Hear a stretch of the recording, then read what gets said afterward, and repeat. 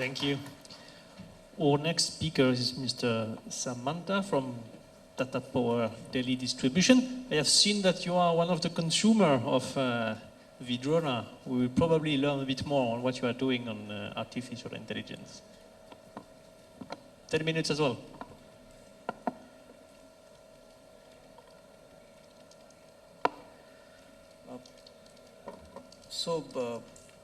About artificial intelligence or digital technologies, this is what we understand: intelligent decision derived by the earlier experience, from the earlier data, earlier all this.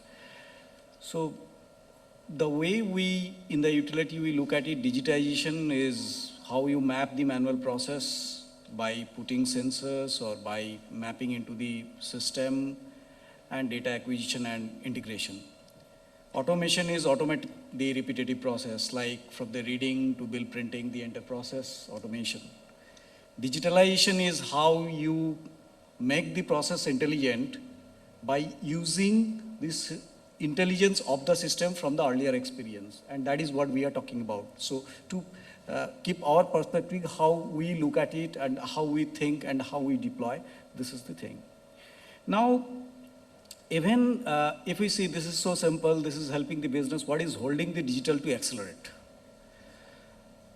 Cost comes down drastically when demand goes up due to value of substitution, that is the human prediction.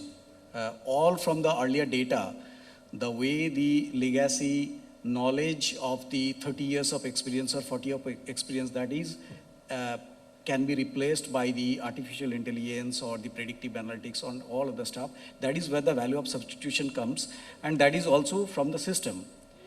Value of the complements, judgment and action, that also goes up.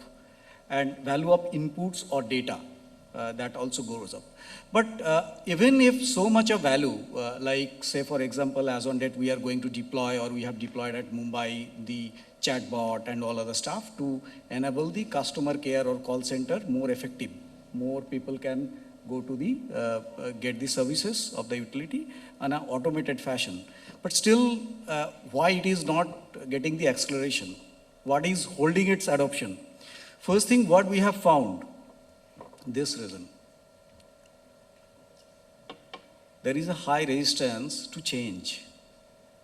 Even if technology provider from different OEMs or from different guys, so people are reluctant to change. It takes a lot of time. When we started the journey almost 2-3 years back about the predictive analytics, we created some, but adoption took time, because when actually we hit the business and keep on pressing hard, then came out like the 11 kV feeder tripping prediction. More than 85% feeder tipping prediction was correct. So they did not do petrol 1200 feeders, but need to see only 100 or 110. They said that I would like to know in which section, for which section it is going to trip. I want that information only. So the definition of the problem is changed. So entire data model, entire prediction model, everything. And why actually this happens, this reluctance to change? I think root of suffering is the attachment. Because I am experienced of 30 years, 40 years, 50 years, 100 years. And in the utility business, till the time of Thomas Alva Edison actually explored the electricity bulb, and till such time, actually nothing has changed, if you see. From the generation to the incandescent bulb, actually. Only LED lamp or that kind of stuff happened. And that is why these 30 years of experience or 100 years of experience has ruled over whatever benefits can bring in. Now, what are the business issues needs RULEC? First, a response to customer requirement. Like the customer care or the call center I have already talked about, which has actually have been adopted in the BFSI or some other insurance business. And now what we have seen in utility business, like new connection complaints, because even few years back, generally when a customer was used to think that I want a new connection, and he was used to get the new connection, in between there were many to and fro from his home to our office or call center follow-up or mobile app, etc. And then the demand note, then technical feasibility study, dues verification, etc., and the meter is fixed. It was about 15 days. Now, after actually we have deployed digital, now it came down in hours. But you need to know, for that thing, lot of thing to be done. It's not about some predictive analytics or something, but integration, mobility, digitalization, many other stuff. Same thing is the complaints and outage. Like whenever you are out of power, the main question is whether my utility knows that I am out of power, registering the complaint. Another is when the supply will come back. So these are the two things. So if you satisfy your customer by giving a very easy approach to register a complaint, and at the same time, if you can answer him that by this time you can expect your supply to be restored, almost 95%, 99% of the problem is solved from the outage restoration perspective. This is the customer requirement perspective I'm talking about. Now, decision based on earlier expectation versus ad hoc personal experience, inventory management, asset management, cash management. I'm talking from the distribution utility perspective, inventory management. You know that we actually deployed mostly the projects, whether it's a high voltage project or the distribution project, we pile up a lot of inventories because you know that supply chain management, there is a beautiful theory called bull and whip. And that is why if last year it was delayed, this year I'm going to order more and store more and mismanage, and the cost of inventory goes up and cash flow gets affected and many other things. So what we have seen that the moment you can predict when the material is needed to be consumed on the field or requisitioned from the store, then automatically inventory management actually is become easier. But in the inventory management, it's not all about predictive analytics. At times we have seen only visual exploration also helps by defining the reorder level and the depending upon the time of delivery. But predicting the time of consumption helps the reorder level and all other stuff. That is why nothing can be worked in isolation. Both are needed to be done. Asset management, there is different type of like network planning, network, like when actually you are putting up some capex planning or predictive maintenance or network reorganization, many other stuff in the asset management, cash flow management. We have seen our cash flow management prediction where it took almost 1.5 to 2 months, but it came to a very good number, and definitely for each and every day there is a different model.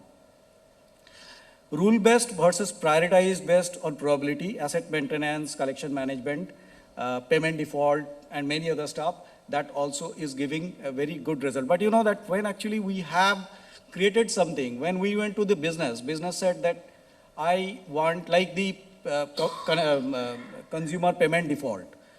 When we went, then we found that definition was which customer is to be treated by which way, like who is needed to be sent another SMS, who is needed to be sent with the disconnection advice, who is needed to be just a dial out.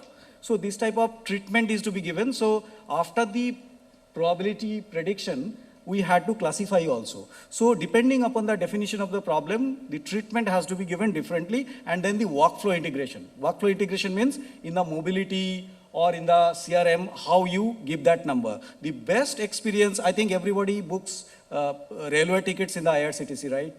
And recently they have introduced one probability number when waiting list ticket is there.